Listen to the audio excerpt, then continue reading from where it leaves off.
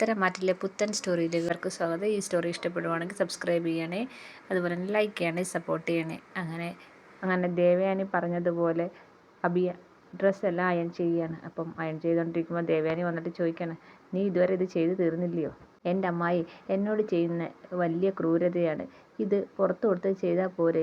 നവ്യ ഉള്ളപ്പോൾ എന്നെ കൊണ്ട് ഇങ്ങനെയൊക്കെ ചെയ്യിപ്പിക്കാവോ എന്നൊക്കെ അബി ചോദിക്കുകയാണ്. അപ്പം ദേവേനി പറയാണ്, നിന്നെ കൊണ്ട് നവ്യ ഉള്ളപ്പോൾ തന്നെ ഇതൊക്കെ ചെയ്യണം, അവൾ കാണണം ഇതൊക്കെ ചെയ്യുന്നത് എന്ന് പറയുകയാണ്. ഞാൻ അയൺ ചെയ്ത് കഴിഞ്ഞാൽ അമ്മായിയുടെ സാരി ഒന്നും വൃത്തിയാവത്തില്ല എന്നൊക്കെ അബി പറയാണ്.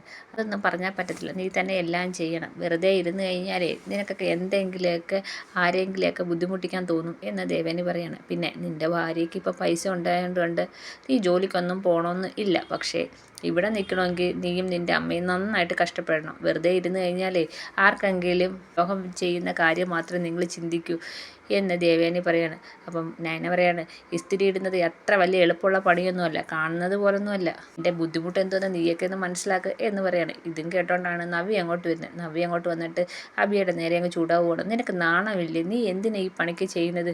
അപ്പോഴാണെങ്കിൽ അബി അങ്ങ് ആകപ്പാടെ എന്ത് പറയണമെന്ന് അറിഞ്ഞൂടാ. അപ്പോൾ അബി പറയാണ്, ഞാൻ ഇന്നലെ ഒരു ജ്യോത്സ്യനെ കണ്ട്, ആ ജ്യോത്സ്യൻ ഇങ്ങനെ കണ്ടപ്പോൾ ജ്യോത്സ്യൻ പറഞ്ഞ് എനിക്കിപ്പോൾ ശനിദോഷമാണെന്ന്, അതുകൊണ്ട് വീട്ടുകാരെ എല്ലാവരെയും സഹായിക്കണം എന്നാണ് പറയുന്നത്, അതുകൊണ്ടാണ് ഞാൻ ഇതൊക്കെ ചെയ്യുന്നത് എന്ന് അബി പറയുകയാണ്. ആഹാ, എന്നിട്ട് എൻ്റെ ഒരു ഡ്രസ്സ് പോലും നീ ഇതുവരെ അയൺ ചെയ്ത് തന്നിട്ടില്ല, മാത്രമല്ല എനിക്ക് വേണ്ടുന്ന ഒരു സഹായവും നീ ഇതുവരെ ചെയ്തിട്ടില്ല എന്ന് നവ്യ പറയുകയാണ്. എന്നെങ്കിൽ വാ, ഞാനൊരു ജോലി തരാം, ജ്യോത്സ്യം പറഞ്ഞതല്ലേ എന്നും പറഞ്ഞ് നവ്യ അബിയെ വിളിക്കുകയാണ്. അപ്പോൾ ദേവയാനി ഇങ്ങനെ നോക്കുകയാണ്. അപ്പോൾ ദേവയാനി പറയാണ്, എനിക്ക് ചെന്ന് അവൾ പറയുന്നത് എന്താണെന്ന് വെച്ചാൽ ചെയ്തിട്ട് നീ വന്ന് ബാക്കി ഇത് ജോലി ചെയ്ത് തീർക്കണം എന്ന് പറയാണ്. അങ്ങനെ അബിയെ വിളിച്ചുകൊണ്ട് നവ്യ പോവുകയാണ്. മുറിയിലേക്ക് ചെന്ന് ഡോറ് കുറ്റിയിട്ടിട്ട് നവ്യയാണെങ്കിൽ ഒരു ഓയിൽമെൻറ്റ് എടുത്തുകൊണ്ട് വന്ന് അബിയുടെ കൊടുത്തിട്ട് പറയുകയാണ്, എൻ്റെ കാൽപാദത്തിന് നല്ല വേദനയുണ്ട്, നീ ഒന്ന് തടവി തന്നെ. അപ്പോഴത്തേക്ക് അബിക്ക് എന്ത് ചെയ്യണമെന്നറിയാൻ വയ്യ. കാരണം അബിയാണെങ്കിൽ ചെയ്യാതിരിക്കാനും പറ്റത്തില്ല. കാരണം വീട്ടിലെ ഒരുവിധം എല്ലാ ജോലിയും അബി ചെയ്യുമ്പം നവ്യയ്ക്ക് മാത്രം ചെയ്തു കൊടുത്തില്ലെങ്കിൽ അത് പ്രശ്നമാവത്തില്ലേ എന്നും പറഞ്ഞുകൊണ്ട് നവ്യയുടെ കാല് തടവി കൊടുക്കുകയാണ്. അന്നേരം വിചാരിക്കുകയാണ്, എൻ്റെ അമ്മയും വേലക്കാരി, ഞാനിപ്പോൾ ഇവിടുത്തെ വേലക്കാരൻ, ആ അവസ്ഥയിലേക്ക് എത്തിയല്ലോ എന്ന് വിചാരിക്കുകയാണ്.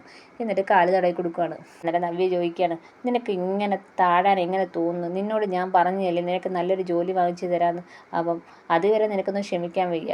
അപ്പം നവ്യ പറയാണ്, അനന്തമൂർത്തിയുടെ കൊച്ചുമകനാണെന്ന് അറിയുമ്പം എനിക്ക് എവിടെ ആയാലും ജോലി കിട്ടും. പിന്നെ ഞാൻ ജയിലിൽ കിടന്ന കഥ എല്ലാവർക്കും അറിയാം, അതൊരു കുഴപ്പമാണെന്ന് പറയുകയാണ്.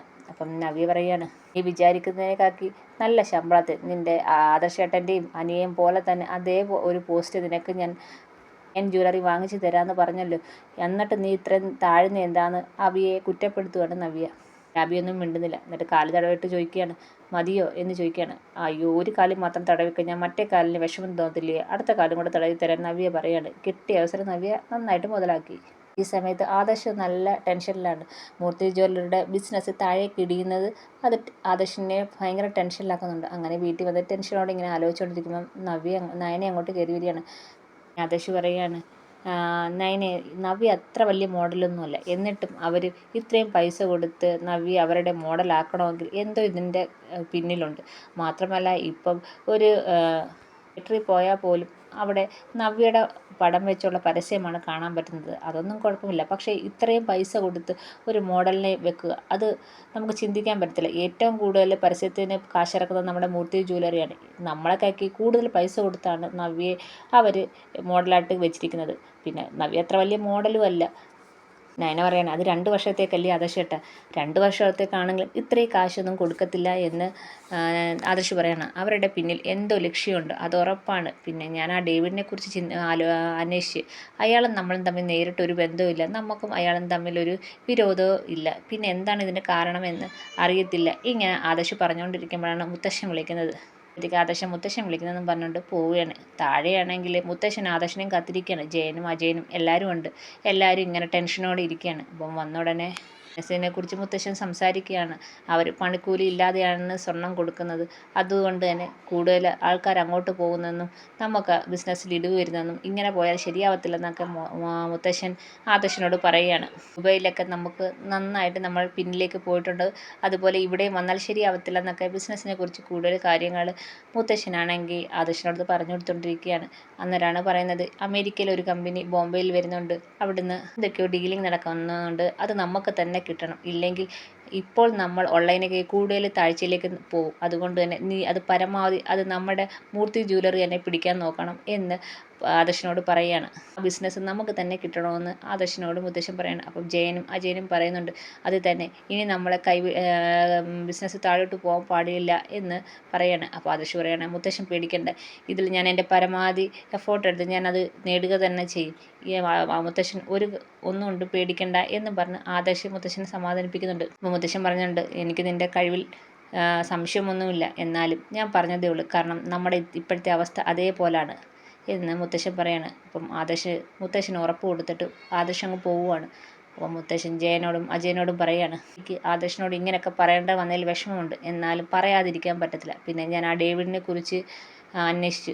അയാളും നമ്മളും തമ്മിൽ പ്രത്യേകിച്ച് പ്രശ്നങ്ങളൊന്നുമില്ല, അവരും തമ്മിൽ വലിയ വിരോധവും ഒന്നും എനിക്ക് കാണാൻ പറ്റുന്നില്ല. പക്ഷേ ഒരു കാര്യം ഉറപ്പാണ്, അതിൻ്റെ പിന്നിൽ വേറെ ഒരാളോ ഉണ്ട്, അയാൾക്ക് നമ്മളുമായിട്ട് ബന്ധമുണ്ട്, നമ്മളോട് വിരോധമുണ്ട്, അത് ഉറപ്പുള്ള കാര്യമാണെന്ന് മുത്തശ്ശൻ പറയുമ്പം ജയനും അജയനും ഇങ്ങനെ ആലോചിച്ച് ചിട്ടി നിൽക്കുകയാണ്. മുത്തശ്ശന് മനസ്സിലായി ഇതിന് പിന്നിൽ വേറെ ആരോ ഉണ്ടെന്നുള്ളത് മുത്തശ്ശന് മനസ്സിലാവുന്നുണ്ട്.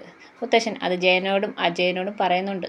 അങ്ങനെ ദേവയാനിയും നയനയും അവന്തികയും കൂടെ അമ്പലത്തിൽ പോവുകയാണ്. അപ്പം ആദർശിന് ആ ബിസിനസ് കിട്ടണമെന്ന് പ്രാർത്ഥിക്കാനാണ് അവരൊക്കെ പോകുന്നത്. പക്ഷേ അവന്തിക നേരെ തിരിച്ചാണ് പറയുന്നത്, പ്രാർത്ഥിക്കുകയും ചെയ്യുന്നത്. കാരണം അവന്തികയ്ക്ക് എങ്ങനെയെങ്കിലും മൂർത്തി ജ്വല്ലറിയും നശിപ്പിക്കുക എന്ന് മാത്രം ലക്ഷ്യമുള്ളത് കൊണ്ട് തന്നെ അവന്തിക പറയുന്നത് എൻ്റെ അച്ഛൻ്റെ ലക്ഷ്യങ്ങളൊക്കെ നടക്കണേ എന്നാണ്. ദേവയാനി പറയുന്നത് ആദർശ് പോയി ജയിച്ചിട്ട് വരണേ എന്നാണ് പ്രാർത്ഥിക്കുകയൊക്കെ ചെയ്യുന്നത്. അങ്ങനെ എല്ലാവരും പ്രാർത്ഥനയൊക്കെ കഴിഞ്ഞ് അവർ നേരെ വീട്ടിലേക്ക് പോവുകയാണ്. ഈ സമയത്താണെങ്കിൽ അവന്തികയാണെങ്കിൽ കാത്തിരിക്കുകയാണ്. ബിയും ജലജയാണ് കാത്തു നിൽക്കുന്നത്. അവിടെ ഒരു ക്ഷേത്രമുണ്ട്, ഒരു ഒറ്റപ്പെട്ട സ്ഥലത്താണ് ആ ക്ഷേത്രം എന്ന് തോന്നുന്നു.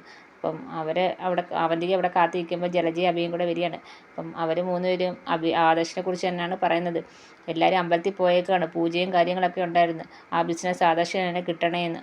അമ്മി പറയാണ്, ഞാനന്ന് ആദർശ് ജയിലിൽ കിടന്നപ്പോൾ സമയത്ത് വളരെ സന്തോഷിക്കുകയൊക്കെ ചെയ്തായിരുന്നു, കേക്ക് വരെ മുറിച്ച്. എന്നിട്ട് എന്തായി, അവനെ അവിടെ വെച്ച് കണ്ടപ്പോഴത്തേക്ക് ഞെട്ടിപ്പോയി ഞങ്ങൾ എന്ന് അനാമിക പറയാണ്. എന്തായാലും പോട്ട് മോളെ, പ്രാവശ്യം അവൾ തോക്കാൻ വേണ്ടി നമുക്ക് പ്രാർത്ഥിക്കാം, അന്ന് അവൻ ഭാഗ്യം കൊണ്ടാണ് രക്ഷപ്പെട്ടതെന്ന് ജലജ പറയുകയാണ്. അങ്ങനെ എല്ലാവരും വന്ന് വീണ്ടും പ്രാർത്ഥനയൊക്കെ നടത്തുന്നുണ്ട്. ഇവിടെ ആദർശ് നശിച്ചു പോകണമെന്ന് എല്ലാവരും കൂട്ടത്തോടെ പ്രാർത്ഥിക്കുന്നത്. ഞാനും എൻ്റെ മക്കളെ രക്ഷപ്പെടണമെന്ന് ജലജയും പ്രാർത്ഥിക്കുന്നുണ്ട്. ആദർശിനെ എത്രയും പെട്ടെന്ന് കമ്പനിയിൽ നിന്ന് പുറത്താക്കണമെന്ന് അബിയും പ്രാർത്ഥിക്കുന്നുണ്ട്. അതിനുശേഷം അവന്തികയുടെ അച്ഛനെ കാണാൻ ചെല്ലുകയാണ്. അപ്പം ഈ ബിസിനസ്സിനെ കുറിച്ച് പറയുന്നുണ്ട്. എല്ലാവരും ഭയങ്കര പേടിയിൽ മാത്രമല്ല പ്രാർത്ഥനയിലും വഴിപാടുമൊക്കെ നടത്തുകയാണ്. അപ്പം അവന്തികയുടെ അച്ഛൻ പറയാണ്, ദൈവത്തെ കൂട്ടുപിടിക്കട്ടെ, പക്ഷെ ഒന്നും നടക്കാൻ പോകുന്നില്ല. പിന്നെ മൂർത്തിയുടെ ബിസിനസ്സിൻ്റെ പാരമ്പര്യം നമുക്കങ്ങനെ വിട്ടുകളയാൻ പറ്റത്തില്ല. ഇപ്പം തന്നെ അമേരിക്കൻ കമ്പനിയുടെ ഡീറ്റെയിൽസ് മൊത്തം എടുത്തതാണ്, ഞാനും എടുത്തിട്ടുണ്ട്. അയാളുടെ അത്ര എക്സ്പീരിയൻസ് നമുക്കില്ല, അത് ഉള്ള സത്യമാണ്. എന്നാലും നമുക്ക് തന്നെയായിരിക്കും ചെയ്യാം, ഈ പ്രാവശ്യവും ആദർശ് പോയി തോറ്റു തന്നെ വരത്തുള്ളൂ എന്ന് അവന്തികയുടെ അച്ഛൻ പറയാണ്.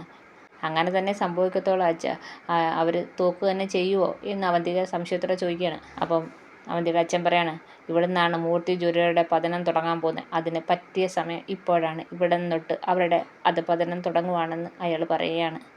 മൂർത്തി ജ്വല്ലറി തകർക്കാൻ വേണ്ടി അവന്തികയുടെ അച്ഛനും തമ്മിൽ ആലോചിച്ചുകൊണ്ടേയിരിക്കുകയാണ്.